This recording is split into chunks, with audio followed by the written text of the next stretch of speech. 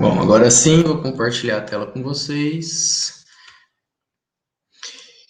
E, pessoal, se por um acaso o áudio ficar ruim, eu acredito que não vai acontecer, mas se tiver algum problema com o áudio, sumir a tela, sei lá, qualquer coisa, né, doida que acontecer, liguem o áudio de vocês e me avisem, tá? Porque eu não vou conseguir ler o chat agora. Eu vou ficar nos slides e vou seguir, beleza? Vamos lá. Compartilhar.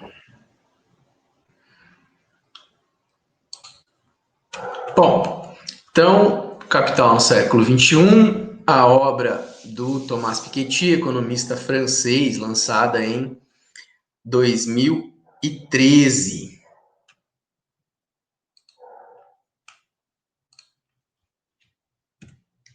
Vamos lá, eu quero só ler aí uma reflexão, um resultado já do trabalho do autor, é que ele traz que no século XX, o fomento de um mundo mais igual consistiu num ponto fora da curva do capitalismo. Olha que interessante.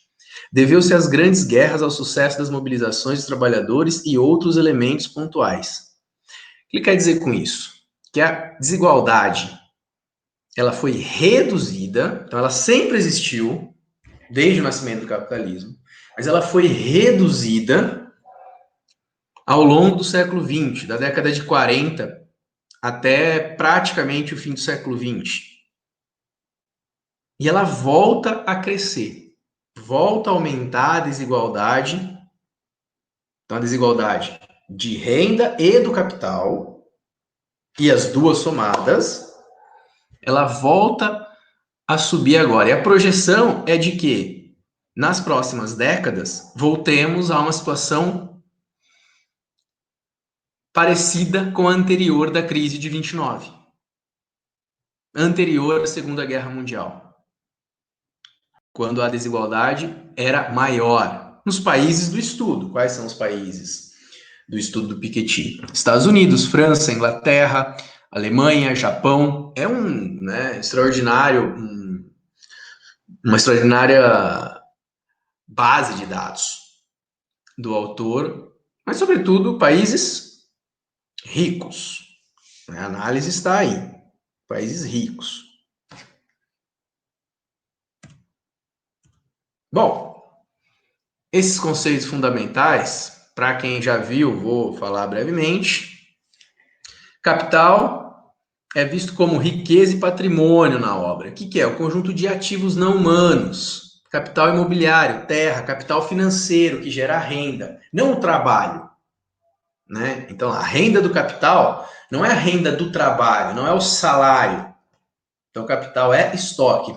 Não é a produção. Não é o que o comerciante vende e lucra com aquilo.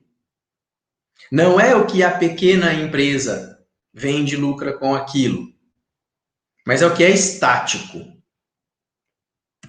E a renda é o conjunto de rendas do trabalho, da transformação do produto em mercadoria. Então, renda é fluxo. Quantidade de bens produzidos e distribuídos. PIB do país. Dentro dessa renda, tem a renda do trabalho, do salário. E o capital é estoque, quantidade de riqueza existente. E ela pode aumentar. Maior número de máquinas é mais riqueza. Maior número de prédios, mais riqueza.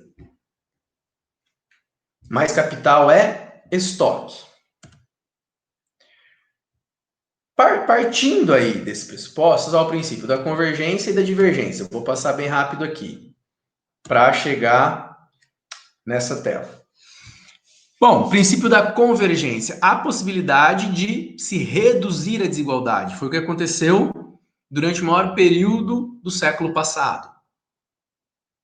A remuneração do capital foi menor que o crescimento econômico ou a renda do trabalho.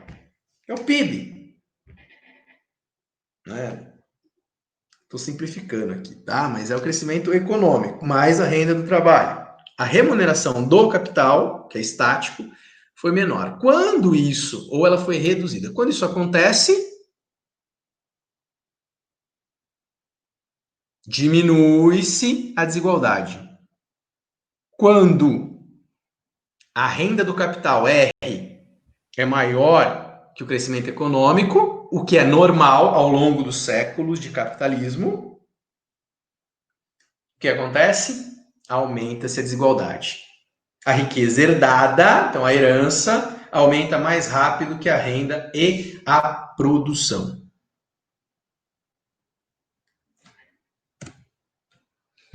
Na atual dinâmica mundial, a partir do estudo Piketty, comprovou-se que o mundo está diante dessas duas principais chaves que puxam para o quê? A divergência, para o aumento da desigualdade.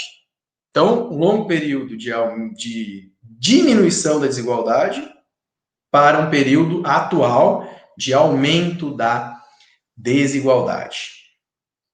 Só fazer um parênteses aqui, né? Seria interessante, a partir de Piketty, um estudo sobre o Brasil, né? Se houve uma diminuição, né? Provavelmente sim, também tem havido uma diminuição da desigualdade na segunda metade do século XX. É bem possível.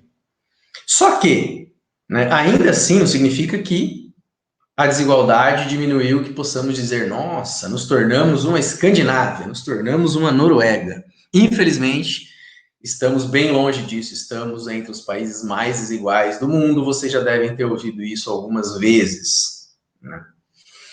E lembrando, Piketty, ele traz que não necessariamente a desigualdade é ruim, não necessariamente.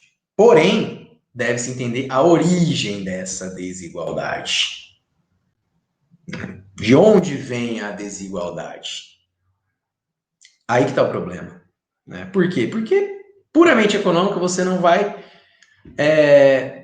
criar mecanismos para que a desigualdade diminua. Já que politicamente, ou a chave também é uma questão política. A elite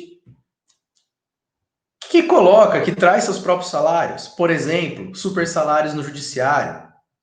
Na primeira parte da aula que eu enviei para vocês, eu trouxe isso aí, indiquei até um lá do Gregório do Vivier, como é o nome?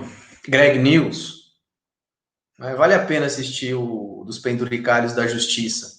É a elite criando mecanismos para quê? Para que a renda continue concentrada. A renda do trabalho, no caso. Os salários continuem altos. Então, só alguns números para daí a gente esmiuçar melhor isso e falar mais dos números relacionados à França e os Estados Unidos. Mais uns conceitos fundamentais para a gente fechar. Bom, 10% dos maiores salários capturam 50% da renda nos Estados Unidos. Olha só. No pós-guerra era 35%. Eram 35%. Você tem aí uma diferença brutal. E o retorno do capital cresce cada vez mais. Volta a ser cada vez mais. Ou é, né? Partindo de um axioma do próprio Piketty, normalmente é 5% a mais que a renda do trabalho, a renda do capital. Historicamente falando. Bom, vamos lá. Para fechar aqui e iniciar essa parte, porque até agora, revisão praticamente.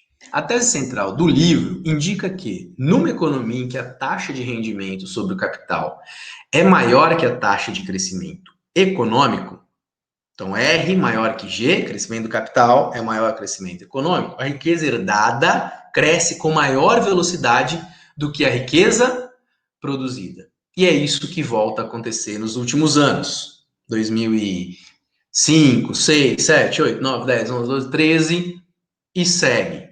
Né? E a previsão é de que isso aumente ao longo do século XXI, nosso século. As facilidades das famílias ricas na comparação com as penúrias das classes populares não seriam, portanto, meros acidentes. Olha só, mais um resultado. Disso deriva que a concentração de riquezas decorrente desse processo não condiz com as ideias de justiça social, longe disso. Daí surgiria mais dificuldade para o fortalecimento das democracias contemporâneas. Né? A elite, né, Para ela, quanto mais concentrado, melhor. Ela não está preocupada com justiça social. E por mecanismos puramente econômicos, você não resolve isso.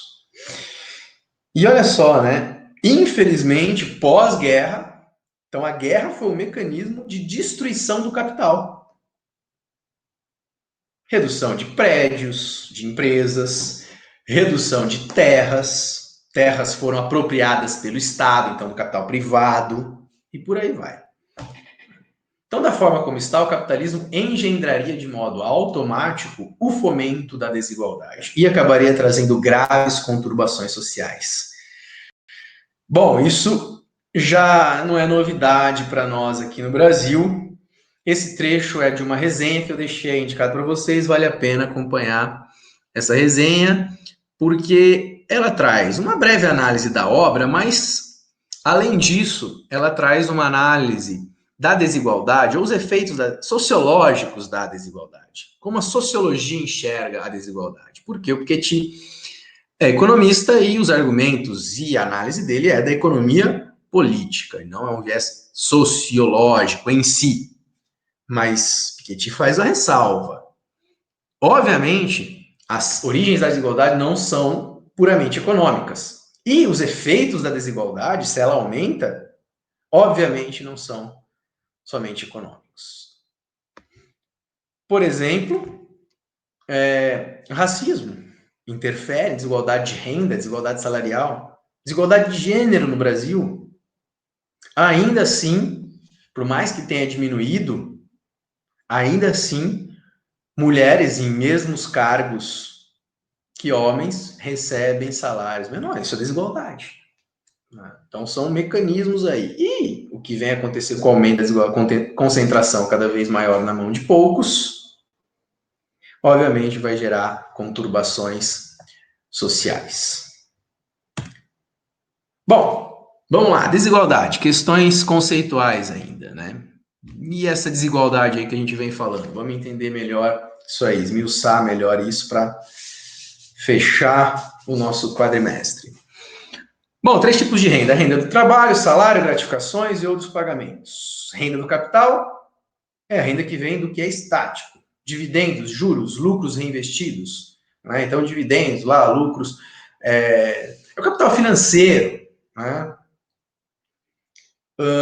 Lucros reinvestidos para aumentar o valor do capital, etc. É o rendimento puro do capital. Não há trabalho ali. Né? É estático. Agora, há a renda mista, a renda dos trabalhadores não assalariados que são, ao mesmo tempo, a renda do trabalho e a renda do capital. Então, lá, um médico, ele vai ter a renda do seu trabalho em si, mais a renda da máquina do exame que ele comprou. O dono da empresa, ele tem ali, né, um prolabore, por exemplo, que ele retira da empresa, mais o que a empresa lhe dá de lucro. Ou o mecânico, seu trabalho, as horas que ele dedica ali, mais o maquinário. Beleza? Vamos lá. Historicamente, então, isso aqui é muito relevante. Historicamente, o retorno do capital, puramente do capital, excluindo o retorno do trabalho, a renda do trabalho, é historicamente, né, por volta de 5%. E é maior que o retorno do trabalho, do crescimento, da produção. Por isso que a desigualdade foi crescente ao longo da história. Quando esse retorno do capital foi menor que o crescimento econômico, houve uma redução da desigualdade. Sempre houve desigualdade. Crescente até a década de 30, houve uma redução ao longo do século 20 e ao aumento da desigualdade. Antes de entrar no gráfico, um parêntese, uma indicação para vocês. Há uma série de reportagens com imagens, né, textos e imagens interessantes da Folha de São Paulo acerca da desigualdade nos Estados Unidos, na China, na Inglaterra. Eu acho que eu não vi do último, não sei se era a Coreia do Sul. mas vale a pena, né? Porque ó, a temática é a desigualdade, como em algumas cidades, em algumas regiões dos Estados Unidos, cidades fantasmas, né? Cidades quase desapareceram porque algumas indústrias, alguns setores deixaram de existir e trazendo, né? Esse próprio a captação da riqueza pela elite, que é a minoria da população. Vamos lá, olha o gráfico, né? Então, olha lá, a renda do capital.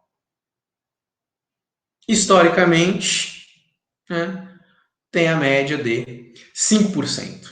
Né? Isso daí, ele parte desse ponto. E isso é importante para a gente entender a sequência. Opa, deixa eu voltar. Há três fontes de desigualdade: desigualdade da renda do trabalho, desigualdade salarial, desigualdade da propriedade do capital, que é a renda do capital, e a desigualdade da renda geral, somadas as duas. Essas desigualdades não estão necessariamente correlacionadas. Em sociedades patrimoniais, que era a sociedade da Belle Époque, o que seria a Belle Époque? Período que vai aí de 1890 à Primeira Guerra Mundial, né? O período de uma sociedade de rentistas, né? Então, sociedade patrimonial, os donos de terras, empresas, dono do capital, não precisava trabalhar para obter a renda. Isso vem mudando, isso não significa que há diminuição da desigualdade. E a desigualdade salarial tende a ser menor do que a desigualdade da renda do capital. Nada extraordinário também. Né? A desigualdade salarial ao longo do tempo tende a ser menor que a desigualdade da renda do capital.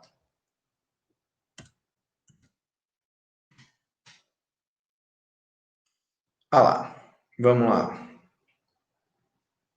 Ih, pessoal.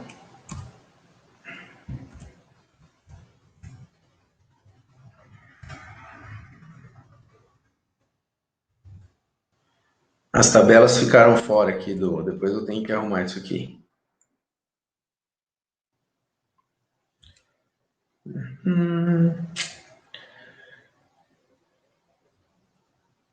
Não, não era essa tabela aqui. Eu vou consertar isso aqui. Essa tabela a gente usa depois e vai ficar mais interessante olhar para aquelas duas tabelas depois de entender essa divisão de classes que os economistas fazem, que os analistas aí da economia política utilizam para se explicar a desigualdade, para se entender. Você pode fazer divisão em décimos ou em centésimos, ou até em milésimos, né? Mas a mais comum é se utilizar aí os décimos. Por exemplo, classes superiores, 10% mais ricos.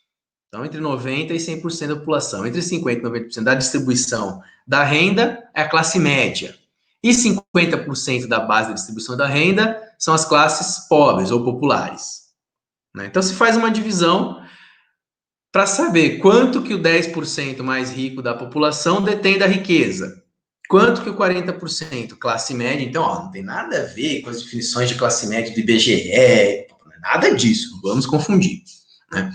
Mas olha só, por que dividir em centésimos ou milésimos? Porque vamos pegar o Brasil, uma nação com 200 milhões de habitantes. 10% é muita gente. Seriam os 20 milhões mais ricos, né, dentro dos 10%. Então, separar em centis. 1%. 1% você reduziu. Ainda assim, 2 milhões de pessoas. Você pode diminuir mais ainda. Trazer aí a super elite. 0,1%. Ainda assim, 200 mil pessoas. São essas pessoas que têm capacidade, né? Porque é muita gente ainda lá. Um efeito fundamental sobre a paisagem e estrutura social do país. São essas pessoas que vão influenciar em novas leis, em mudanças, por exemplo, na reforma trabalhista, né?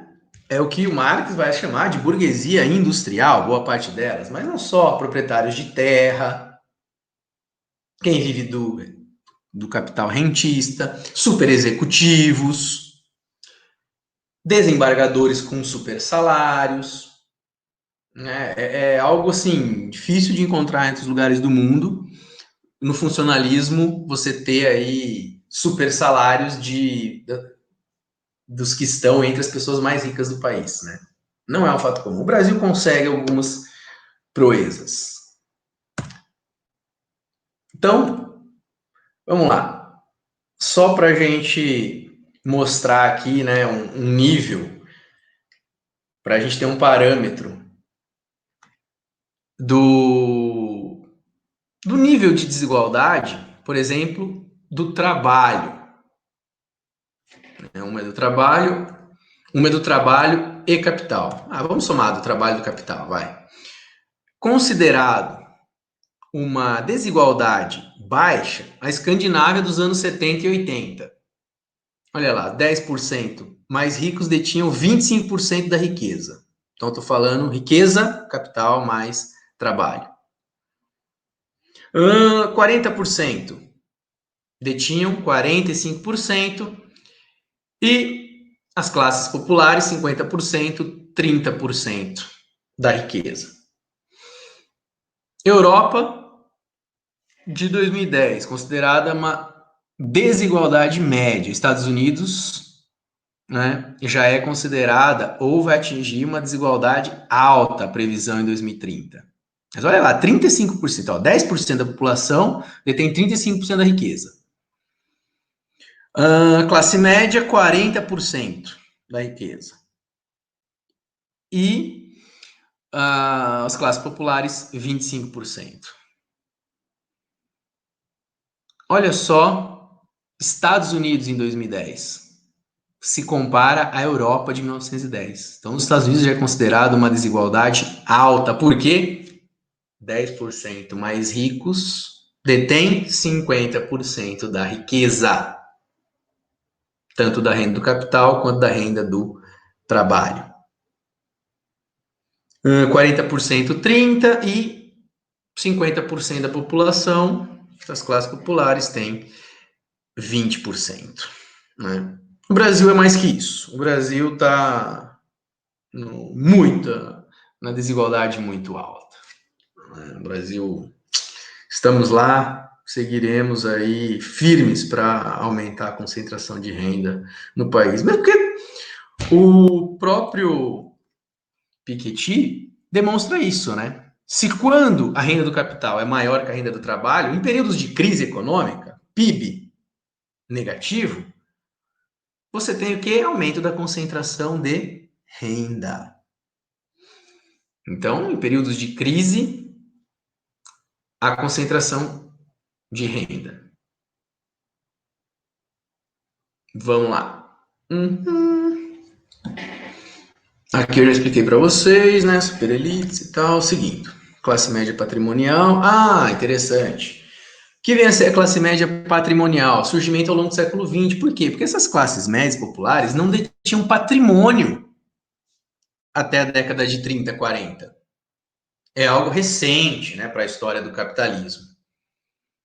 Por quê? A classe média passou a ter rendimentos maiores, salários maiores, e ter a capacidade de alterar de maneira fundamental a paisagem e estrutura social.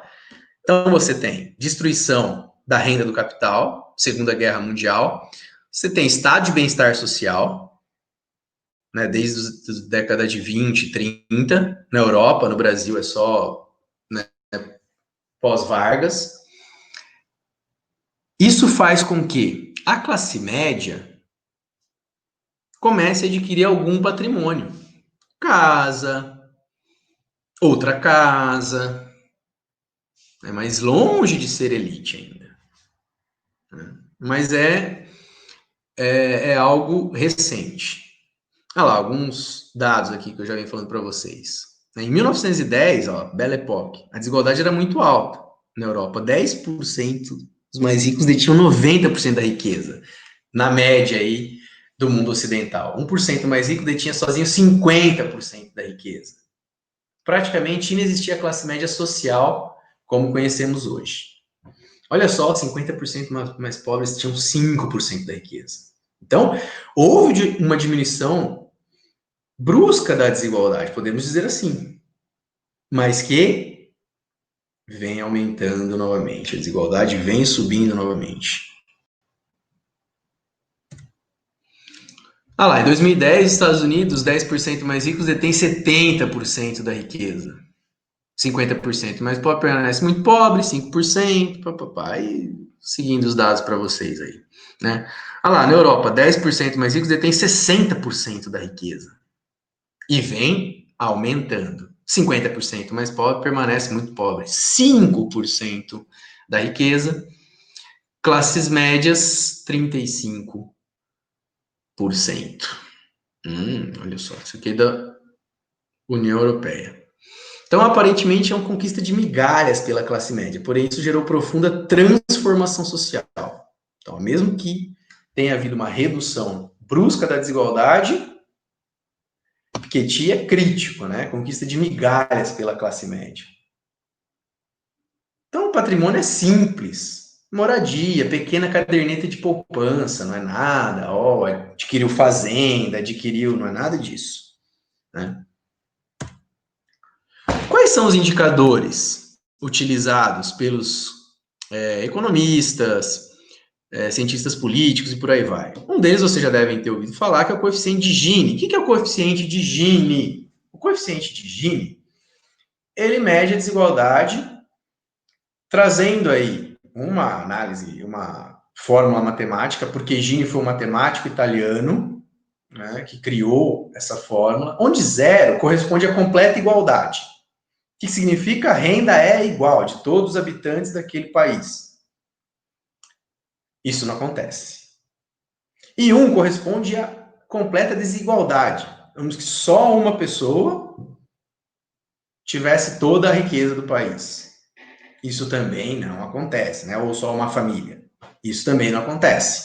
Então, quanto mais próximo de um, mais desigual é aquele estado, é aquele país. Quanto mais próximo de zero, aquele país é menos desigual. Depois tem um mapa aqui para vocês, vamos analisar um pouco mais, né?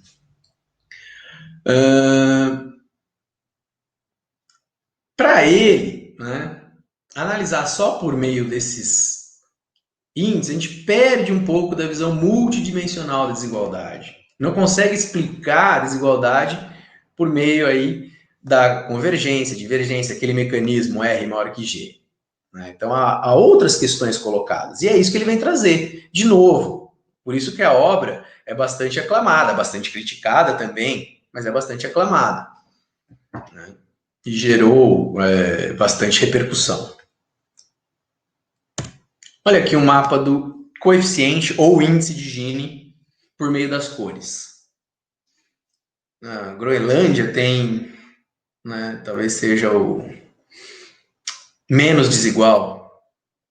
Mas olha, os países escandinavos, né, Dinamarca, Noruega, Suécia, Escandinávia, alguns países europeus, alguns países do leste europeu. Isso não significa que são países ricos, de renda elevada. Significa que há menor desigualdade. Mas olha o Brasil, quanto mais vermelho, mais desigual. O Brasil está aqui na faixa de 0,55 a 0,59 no coeficiente de Gini. Diminuímos um pouco, mas já nos últimos 5 ou 6 anos, diminuímos, o que eu digo de 0,55, a gente estava menos de 0,55, entre 0,50 e 0,54, mas voltamos a 0,55, né, de 2014 para cá, não por acaso, uma grave crise, onde o rendimento do capital segue maior que o rendimento do trabalho, o rendimento da produção. E olha só, alguns países são mais desiguais que o Brasil, mas estamos entre os mais desiguais da América Latina e entre os mais desiguais do mundo. Em alguns países não tem nem os dados, né? Alguns países da África subsaariana. Nos Estados Unidos ele está na faixa ali 0,40, 0,44. Então a média para alta desigualdade. Seguindo. Desigualdade na França, questão fundamental na primeira metade do século XX, e cada vez mais é fundamental, cada vez mais ouviremos os políticos, os líderes desses países né, falar em desigualdade, em redução de desigualdade, em como reduzir desigualdade, mas não é tão simples assim. Muitas vezes o discurso é para se conquistar voto e por aí vai.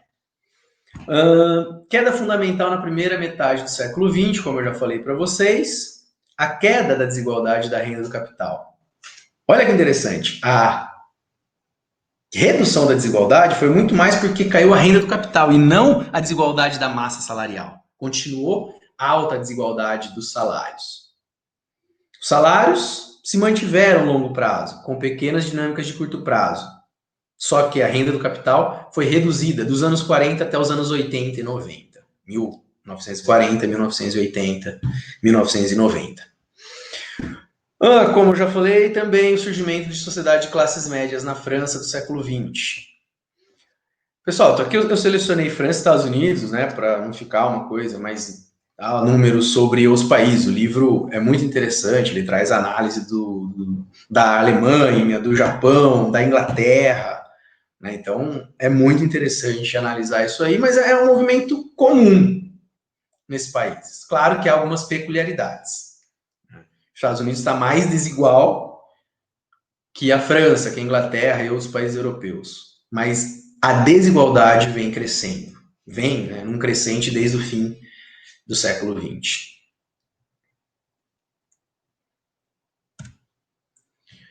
Redução da desigualdade não foi resultado da compressão de salários. Olha só.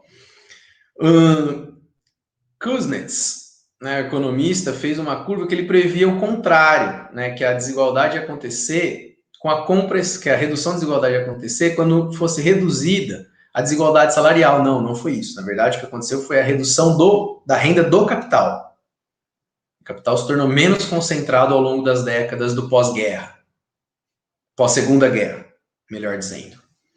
Tá lá, o colapso do mundo rentista aconteceu, Primeira e Segunda Guerra Mundial. Então, aquele rentista que não trabalhava, só vivia da renda, foi diminuindo ao longo do tempo. Ainda existe, mas é muito menos. Então, há vários fatores aqui, né? Da crise de 29, aliada às guerras, tá? A gente não pode analisar de forma isolada a crise de 29, senão você vai falar, pô, professor, você acabou de dizer que crises fazem aumentar a concentração de renda. Sim, mas é num contexto de guerras ou de falência do capital, porque foi uma crise de superprodução, né? Diferente da crise financeira de 2008 e 2009. Crise de 1929 é uma crise de superprodução, né? Política antimercado, controle de aluguéis, nacionalizações. Isso tudo contribui para o colapso do mundo rentista. Só, vamos tomar cuidado com esse colapso, né? O mundo rentista ainda é bem forte, a elite ainda vive muito desta renda. Além do que, né, o século XIX foi marcado pela ausência de inflação, diferente do século XX. Vários períodos de grande inflação. E por que, em períodos de grande inflação, a renda do capital diminui? Se comparada à renda do trabalho. Normalmente, os salários acompanham a inflação. O aluguel, não. A renda da terra não acompanha a inflação. Por isso que o capital que vem da renda cai em períodos de inflação, né? E o comerciante repassa a inflação. Então, o pequeno comerciante, o profissional liberal, a classe média, então a renda do salário acompanha a inflação. A renda do capital não. Por isso que em períodos de inflação, a renda do capital tende a cair, tende a ser menor que a renda do trabalho. Então lembra lá o mecanismo? Se R maior que G, aumento da desigualdade. Se R menor que G, R, o ganho do capital, é menor que o ganho do salário, em períodos de grande inflação isso pode acontecer, é reduzida a desigualdade. E também imposto de renda progressivo, estado de bem-estar social, europeu, welfare state. O que seria imposto de renda progressivo? O que o Brasil não faz. né, faz empates. Eu sou crítico a esse modelo do imposto de renda. Acredito que é necessária uma reforma tributária com imposto de renda progressivo. Agora, um parênteses. Há uma discussão acerca de imposto sobre heranças. Se fizer simplesmente o imposto sobre heranças, sem que haja mecanismos de... ou que faça que o capital, o grande capital, não fuja do país, vai ser um tiro no pé. O que eu quero dizer com isso? Vamos supor que uma família tenha, né, muito dinheiro aplicado em ações, ou muito dinheiro no banco, em fundos de investimento, e por aí vai.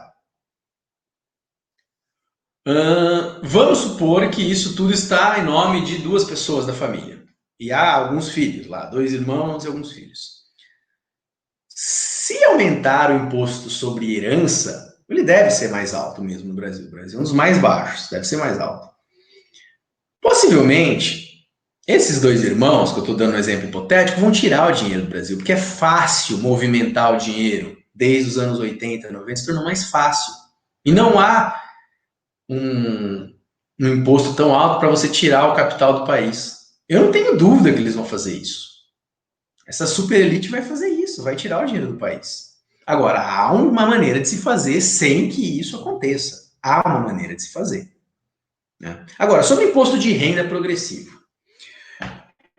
Por exemplo, uma pessoa que ganha, né, eu acabei não vendo isso, né, a partir de quanto por cento que se cobra. No Brasil ele tem lá uma faixa, né, se a pessoa ganha pouco mais de 2.500, 3.000 reais, ela tem imposto de renda X%, 15%, estou colocando alguns números, não tenho aqui, depois vocês dão um Google e procurem. Né, último, já faz um tempo que eu vi isso. Mas vamos lá, né? Pessoa que ganha 3.000 paga 14%, a que ganha 4.000 paga 17%, a que ganha 5.000 paga 19%, a pessoa que ganha 7.000 reais paga 27,5%, né, que está registrado em carteira com 7.000 reais bruto. Vamos fazer uma conta com 10.000 reais para ficar mais fácil. Se a pessoa ganha 10.000 reais, a pessoa vai ter descontado, não é bem isso, tá, pessoal? Tem que descontar posto de previdência e por aí vai. Então vamos lá, vamos supor que sobrou para descontar daquela pessoa 10.000 reais, né? A pessoa tem um salário bom, é maior até 10.000 reais, então ela contribui, ela paga de imposto de renda, contribui, desculpa. Ela paga de imposto de renda 2.750 reais, 27,5%. Bom, uma pessoa que ganha 100.000 reais também paga 27,5%. É um mecanismo que ajuda a concentrar renda. Por quê? Porque penaliza quem ganha menos. 14% para aquele que ganha 3.000 é muita coisa. A pessoa que ganha 100.000 reais, ela deveria pagar um imposto de renda de 40, 45, não sei quantos por cento. Por quê? Porque o imposto, ou grande parte dos impostos, nós pagamos no consumo. Logo, é mais penoso. Tirar 14, 15% de quem ganha 4 ou 5 mil, ou 27,5% de quem ganha 10 mil, que é a classe média, né? Um salário de 10 mil, um pouco mais que a classe média, do que da elite, que ganha mais que isso. Além do que, não há imposto sobre dividendos, né? Há mecanismos, né, que fazem com que o capital rentista continue pagando muito bem. Né? Então, pessoal, estou aberto. Se alguém discorda dessa visão, minha visão é essa, né? De que o imposto teria que ser de fato progressivo no país. Não é. Vai até uma faixa de 27,5%. Depois de 7.000 reais, 27. Quem ganha 15 paga 27,5, quem ganha 20 paga 27,5, quem ganha 50, 60, 70 paga 27,5. Os 10% mais ricos na França. Olha só que interessante. Há uma mudança aí, né? Uma sociedade de rentistas da Belle Époque, do período antes da Primeira Guerra Mundial, para uma sociedade de executivos. Isso não significa que o papel da herança não seja significativo, vamos confundir. Por quê? Porque cada vez mais, o 10% mais rico, estão aí os executivos de empresas, não necessariamente donos de empresas. Os donos também estão lá, entre os 10%. Mas os executivos. Esses executivos têm salários astronômicos. Esses executivos vão concentrar, vão adquirir poupança, fundo de investimento, terra, imóveis. Vejam como vem acontecendo. Mas o que Piketty quer chamar a atenção? Que até a Segunda Guerra havia uma sociedade de rentistas. Só vivia da renda do capital. Hoje, cada vez menos há uma sociedade de rentistas e mais uma sociedade de super executivos.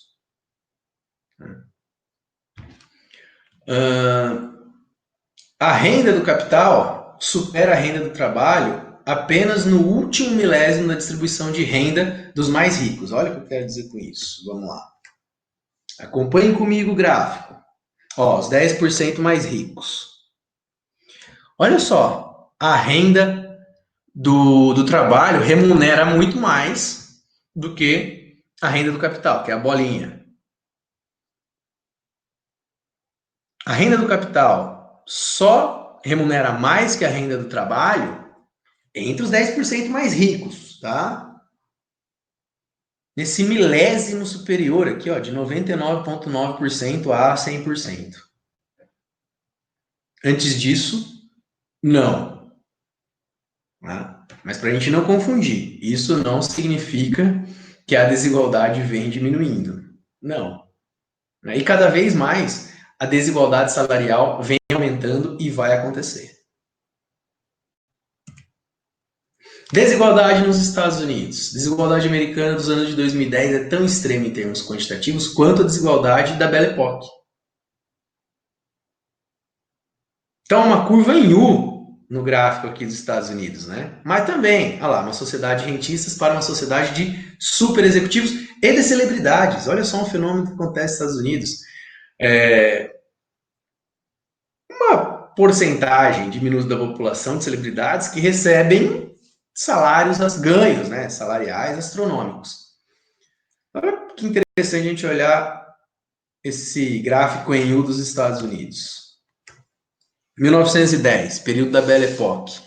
Ó, 10% da população, o total da renda, né, do ganho. 40% em 1910. Antes da crise dos anos 30, então tá somando aqui, né, ó. Ou excluindo o ganho do capital, ou somando o total de ganho. Vamos ver o total aqui, que é o triângulo preto. Vamos lá. Total, somando a renda do capital mais a renda dos salários. Você tem uma diminuição, olha só, isso aqui é diminuição da desigualdade. Já que os 10% mais ricos, em 1950, detinham 35%. Tiveram menos que isso, ó, 32%, 33% nos anos 60, 70%, e a partir dos anos 80 volta a subir. Chegando nos anos 90, 40% novamente, em 2010, né, 50%, cerca de 50%. E hoje está mais que isso. Vou voltar no gráfico anterior. Então, a crise de 29 marca a falência da sociedade de rentistas e aí traz uma mudança, uma classe média que vai aumentando sua capacidade e algumas dessas pessoas da classe média ascendendo à classe superior. Mas isso não significa que houve redução da desigualdade, não vamos confundir. Né? Porque os 10% mais ricos da população detêm 50% da riqueza total do país nos Estados Unidos hoje. Os 50% mais pobres continuam pobres, muito pobres, se compararmos a renda, a riqueza. A previsão que em 2030 atinja 60%, concentração maior do que o período lá, início do século XX, a Belle Époque. Bom, há uma explicação para esse advento do supersalário, surgimento de remunerações extremamente elevadas no pico da hierarquia de salários. Quem já está no pico da hierarquia de salário é quem mantém o mecanismo para continuar no pico da hierarquia de salários. Olha só que interessante. Entre 1970 e 2010, o decil superior da população passou de 25% da massa salarial para 35% da massa salarial. Isso significa que tem mais gente? Não, tem menos gente ganhando mais, e não o contrário. Então, sentiu superior, passou de 5% para 11%. Olha lá, 1% concentrou mais ainda a renda. Entre 60% e 70% dos grandes salários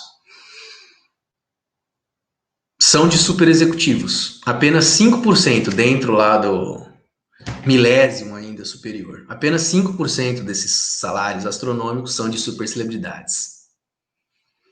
Olha só o que vem, né, o que Piketty vai comprovar ao longo do seu estudo. Capacidade dos executivos definirem seus próprios salários. É um mecanismo que extrapola, né, mecanismos econômicos, que extrapola a economia, a explicação da economia clássica, da economia ortodoxa, desculpa. Olha só que interessante. Já que a renda está sendo concentrada cada vez mais, quem precisa emprestar dinheiro? A classe média. Para quê? Para comprar casa. A classe média compra casa pagando uma hipoteca, pagando um financiamento. Minha casa, minha dívida, né? Por exemplo. Não, desculpa a brincadeira aqui, mas vamos lá. A crise financeira de 2008, 2009 mostra, né, ou é resultado dessa busca incessante pelo aumento dos bônus nos lucros de curto prazo. Alguém tem muito dinheiro para emprestar via bancos e muita gente quer emprestar esse dinheiro. É a classe média, quer comprar casa. Compra uma, tô conseguindo pagar a hipoteca, vou comprar duas, vou comprar três. Os juros são muito baixos, mas isso era artificial. Fazendo parênteses, um filme interessante que mostra aí, que traz aí, né, pelo menos de forma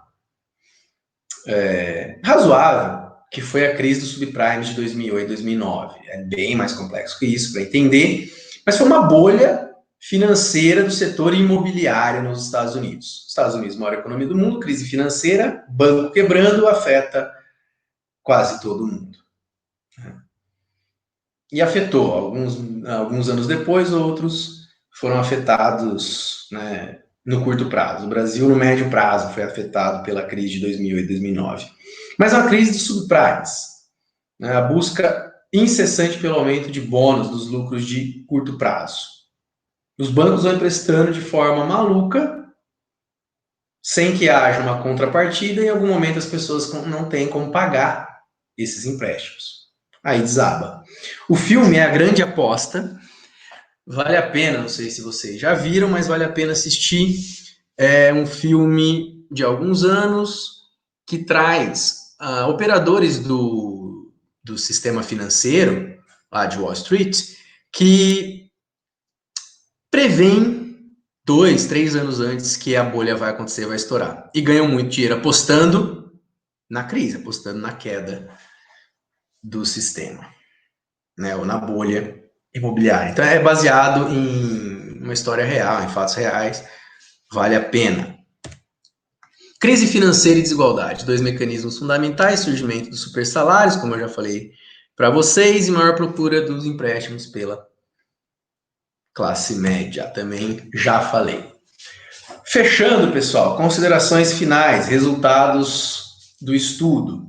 Os resultados a gente já foi trabalhando ao longo das duas aulas, mas um primeiro resultado: a história da distribuição de riqueza sempre foi profundamente política e não puramente econômica.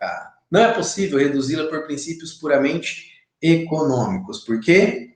Porque a elite econômica, a elite que detém a riqueza, que seja ela do capital, do salário, ou mista, né, que detém essa riqueza, que concentra a riqueza, cria mecanismos para quê? Para que continue concentrando o capital. Não necessariamente, vamos lembrar lá, alguns mecanismos para se reduzir a desigualdade. Investir em áreas populares, na formação da mão de obra, na qualificação do trabalhador, na tecnologia, espalhar a tecnologia pelas regiões mais pobres, não só nas regiões, né, menos pobres ou mais ricas. Isso é simples? Isso é fácil de acontecer? Não. Segundo resultado, a dinâmica da destruição de riquezas tem fortes mecanismos para empurrar tanto para a divergência, o aumento da riqueza de poucos, quanto para a Convergência. Olha só, destruição de riqueza pode empurrar para a divergência ou para a convergência. Destruição da riqueza, Segunda Guerra Mundial, aumentou ou empurrou para a convergência. Destruição de riquezas ou uma crise financeira, 2008, 2009. Não empurrou para a convergência, mas sim para a divergência. Isso não é natural, isso tem que ficar claro, por isso é muito importante o estudo. É um mecanismo.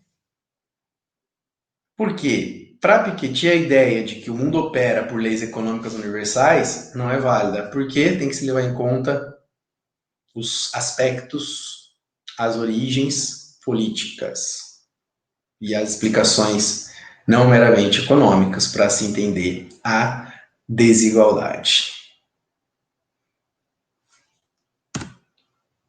Para a gente fechar, o filme Parasita de 2019, vale a pena assistir, vencedor do Oscar, mostra aí essa maluquice que muitas vezes acontece do aumento da desigualdade. Por exemplo, na Coreia do Sul, que experimenta o capitalismo mais agressivo pós-divisão das Coreias, guerra, 1953, 1948 a 1953, quando há a separação das Coreias. A Coreia do Sul experimenta desenvolvimento econômico, mas também experimenta o aumento da desigualdade. E aí o filme, partindo daí, traz a história de uma família que o marido e a mulher estão desempregados, os filhos também, enfim, aí é um desenrolar da história, uma tragicomédia. É pesado, mas vale a pena, vale a pena.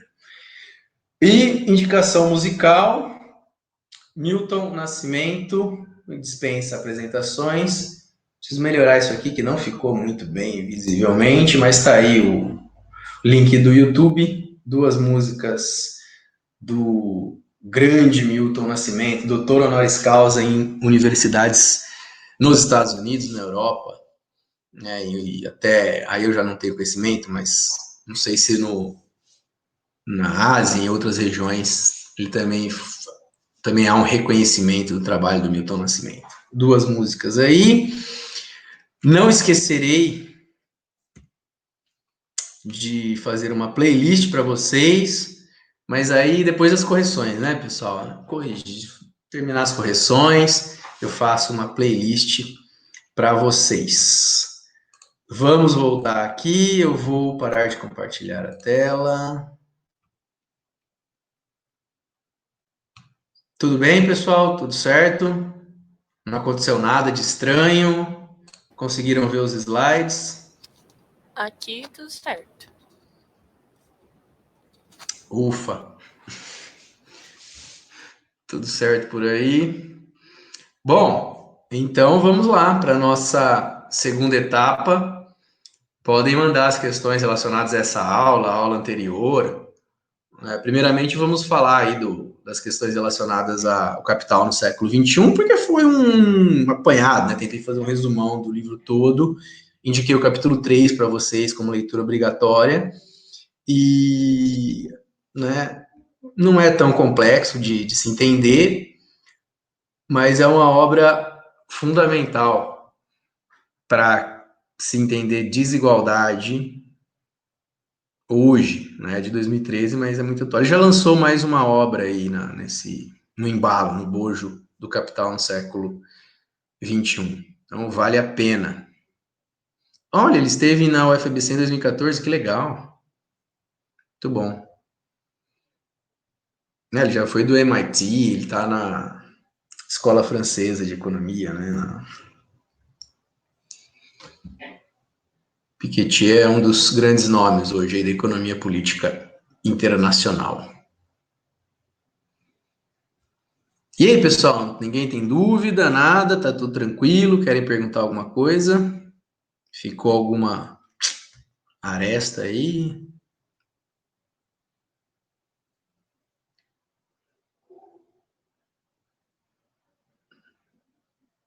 Não, tudo tranquilo?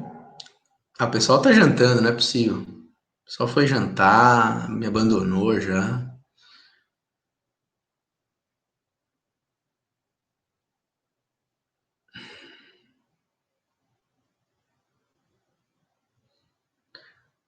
A teoria da dependência do Rui Mauro Marini. Sim, sim, eu já li a teoria da dependência do Rui Mauro Marini. Sim, li os capítulos centrais lá da teoria da dependência. Teotônio de Castro, Maria da Conceição Tavares, a escola da Cepal, a escola cepalina. Sensacional, muito bem lembrado, Silene. Eu tenho uma análise breve, né? Um capítulo da minha tese. Eu trago aí o desenvolvimentismo na América Latina. Era a introdução, aí ficou comprido, virou um primeiro capítulo. Mas a teoria da dependência influenciou muitos estudos, influencia ainda hoje. Né? É muito interessante. Vale a pena. Indico para todo mundo a indicação da Silene aí para gente.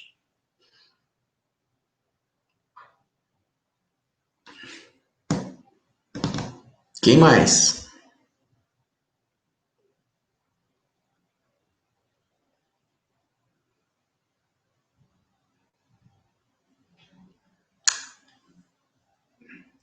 O próprio Fernando Henrique Cardoso é da escola, né? Cepalina, da teoria da dependência. Dependência e desenvolvimento na América Latina. A obra clássica do Fernando Henrique Cardoso com o chileno Enzo Faleto. Vale a pena também ler. Mas a teoria da dependência parte do pressuposto que estamos na periferia do sistema econômico internacional e a nossa elite ela se vale dessa situação de dependência do centro para concentrar e acumular cada vez mais. Bom, resumo do resumo do resumo do resumo, tá?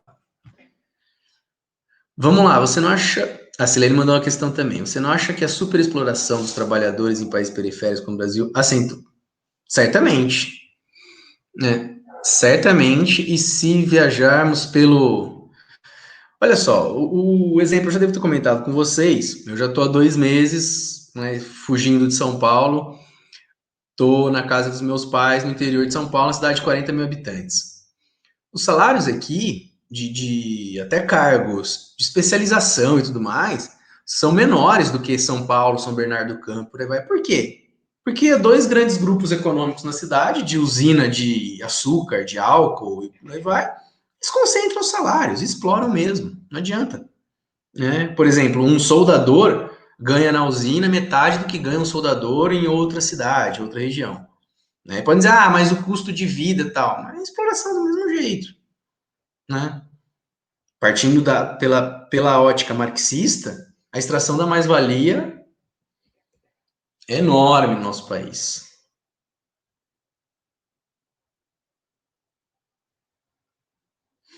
Professora, não há interesse desse grupo mais rico da sociedade em desenvolver e investir em tecnologia? Yasmin, muito interessante a sua questão. Né? Olha só, não significa que esse grupo não seja interessado em investir em tecnologia. Não, o que Piketty quer dizer é que este grupo não quer levar investimento em tecnologia a regiões mais pobres do mundo, ou regiões mais pobres dos Estados Unidos. Entende? Fica concentrado num pequeno grupo. E conglomerados, em oligopólios, em monopólios. É um movimento até natural do capital. E esses grandes grupos que vão influenciar. Por exemplo, Trump bate forte ou tenta influenciar para que a Huawei, a empresa chinesa de tecnologia, não ganhe mercado. E vem ganhando e vai ganhar mercado. Não participe de leilões como no Brasil acerca do 5G. Porque há algumas décadas a China não ameaçava ninguém em tecnologia. Hoje ela ameaça os Estados Unidos. O centro do TI mundial, né, o Vale do Silício nos Estados Unidos, se sente ameaçado. Os chineses estão investindo maciçamente em tecnologia. Claro, investir em tecnologia, levar a tecnologia e os ganhos da tecnologia, essa é a questão colocada, entendeu? Agora, o que eu fico triste é do Brasil não querer nem investir em tecnologia, em pesquisa e desenvolvimento. É aceitar essa situação de subdesenvolvimento. Né? É acreditar nisso.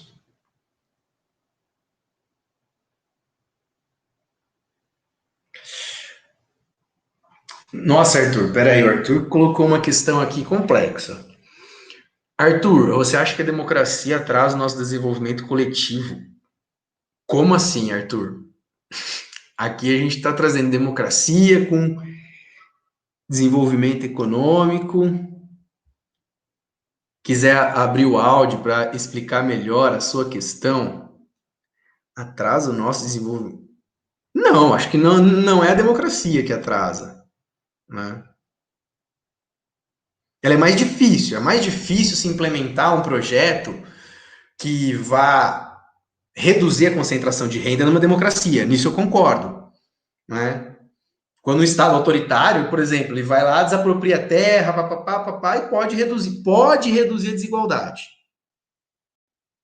Mas lembrem, a redução da desigualdade pode acontecer e o país também pode se tornar mais pobre. Né? Isso também pode acontecer. Sim, sim, nesse sentido, sim.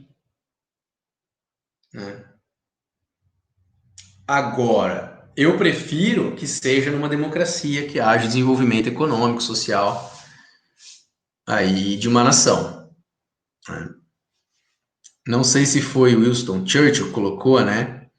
A democracia é o pior dos sistemas políticos, com exceção de todos os outros. Né? Foi irônico aí na frase. Né?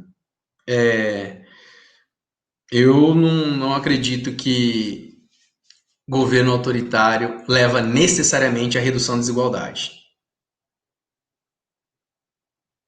E mesmo que haja redução da desigualdade no governo autoritário, o país pode se tornar mais pobre. Mas sim, é mais eficaz. Numa democracia é muito mais difícil. Por quê? Porque você tem que lidar com o contraditório do jogo de interesses de vários grupos, vários setores.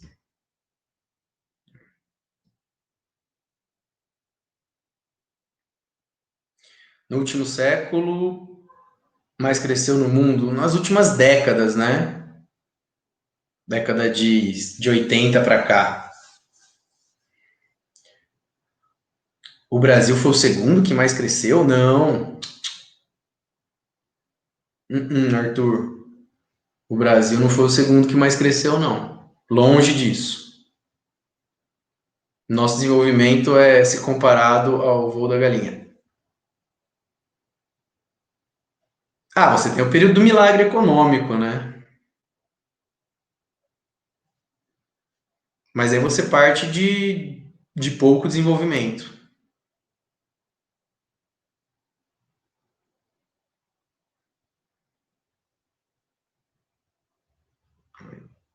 Mas das últimas décadas, não. Dos anos 90 para cá, estamos longe de estar entre os que têm mais crescimento econômico.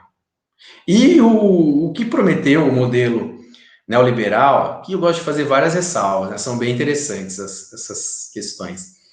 Mas, por exemplo, o neoliberalismo tem que ser visto de forma cuidadosa. O neoliberalismo brasileiro é diferente do neoliberalismo da Argentina, do neoliberalismo mexicano. Né? Neoliberalismo é muito mais do que política econômica. Né? Hoje o neoliberalismo, para mim, tem uma ideologia colocada aí, neoliberal, por aí vai. Né? E ele não entrega, né? O que ele promete. Porque o que vigora no Brasil até os anos 80 é o nacional desenvolvimentismo e não o neoliberalismo. São coisas diferentes. Né? Então, para a gente entrar na provocação que eu faria, né, seria, olha, então o neodesenvolvimentismo entregou muito mais em termos de crescimento econômico que o neoliberalismo. Dos anos 60 aos anos 80, dos anos 40 até os anos 80. Né? Mesmo com os militares, o nacional-desenvolvimentismo, que é o modelo de desenvolvimento econômico brasileiro de 30, 40, né, de Vargas até Collor, há um crescimento maior, só que também, né, penoso, entrega ou deixa o país numa situação de vulnerabilidade econômica grave.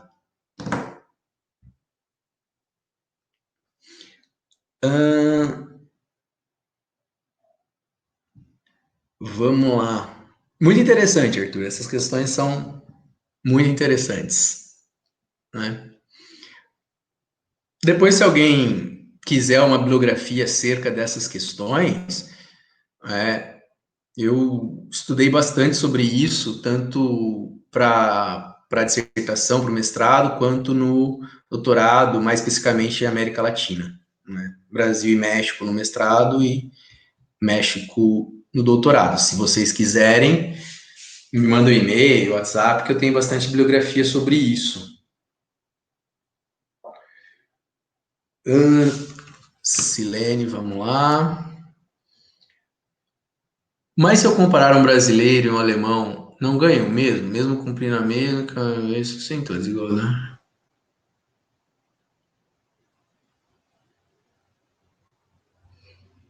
Sim. Olha lá, o lucro que volta é o ganho de capital. É o estático, né? São multinacionais que dominam pelo mundo. Ó, em 2012, 2013, pouco mais de 500 grupos econômicos dominavam quase a totalidade da produção mundial. Produção de mercadorias e serviços mundiais, pouco mais de 500 grupos. E de onde são esses grupos? Estados Unidos, Europa, Japão, quem está chegando? Coreia do Sul, China. Por exemplo, né, a Coreia do Sul vem, né, é um emergente aí. Mas olha só que interessante, né? A Coreia do Sul tem marcas globais que o Brasil não tem. Né? Qual é a nossa marca global? Havaianas? Não, né, gente? Vamos falar de tecnologia, alta tecnologia. Claro que é uma marca global e tal, mas de alta tecnologia. Temos? Coreia do Sul tem LG, as montadoras de automóveis, Samsung, de alta tecnologia, que traz uma cadeia por trás delas, por detrás delas. Bom, grandes marcas globais começaram estatais ou com um grande aporte de capital estatal. Por exemplo, a Toyota japonesa. A Toyota começou com máquina de costura. Né? A Toyota começou com máquina de costura, investimento maciço do Estado em P&D, pesquisa e desenvolvimento. Hoje é a maior montadora, né? Uma das maiores montadoras do mundo. A maior montadora nos Estados Unidos, né? Que mais vendeu carro nos últimos anos nos Estados Unidos. Nos Estados Unidos. Né? Olha que interessante isso. Grande aporte de capital estatal. Hoje não mais, né? Pode ter aí participação da Coreia também. A Coreia também, né? Coreia pós, não, a democracia sul-coreana bem questionável. O período pós-guerra da Coreia, governos autoritários, né?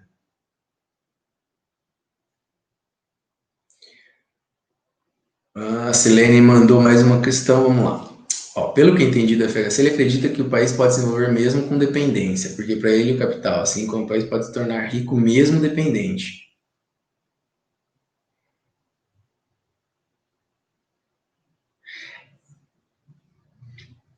Bom, né?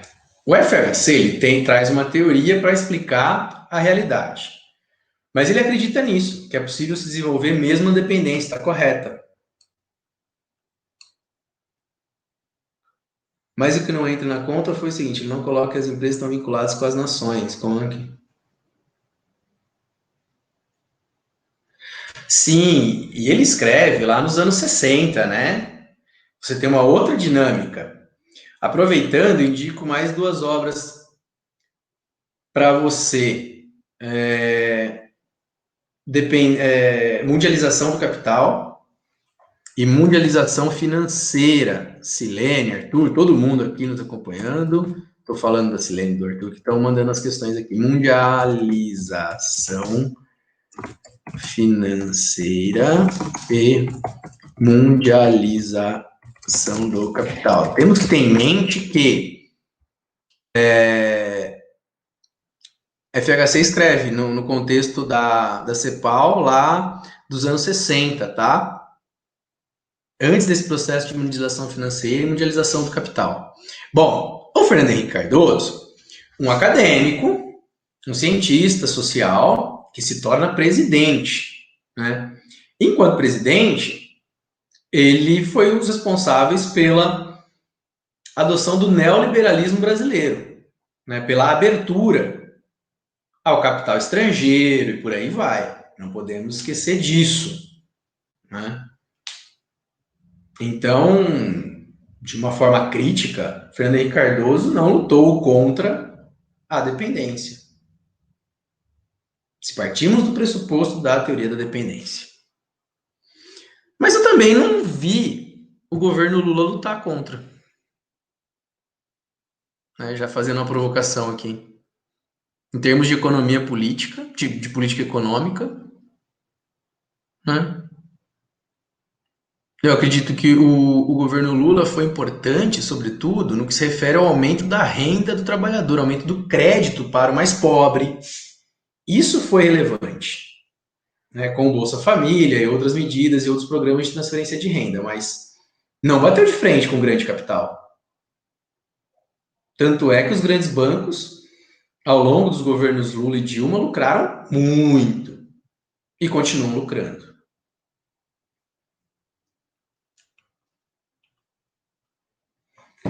Eu comecei a escrever mundialização financeira e mundialização do capital. X.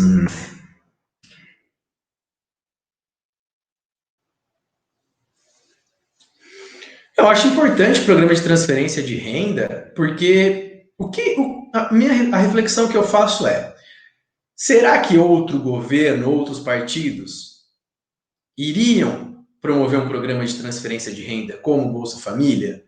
Iriam aumentar o crédito? Iriam aumentar o salário mínimo de forma real, como aumentou?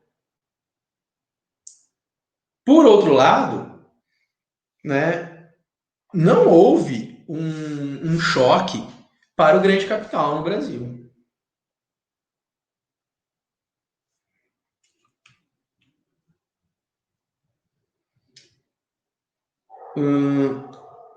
Pessoal, eu vou. Só um minuto, peraí. A Yasmin mandou uma questão, a Silene também, o Arthur também. Eu vou só fechar esta gravação, porque senão ela vai nos derrubar aqui.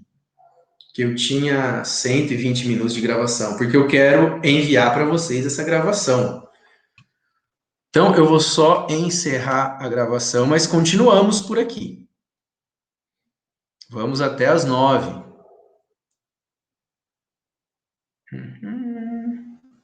Parar gravação.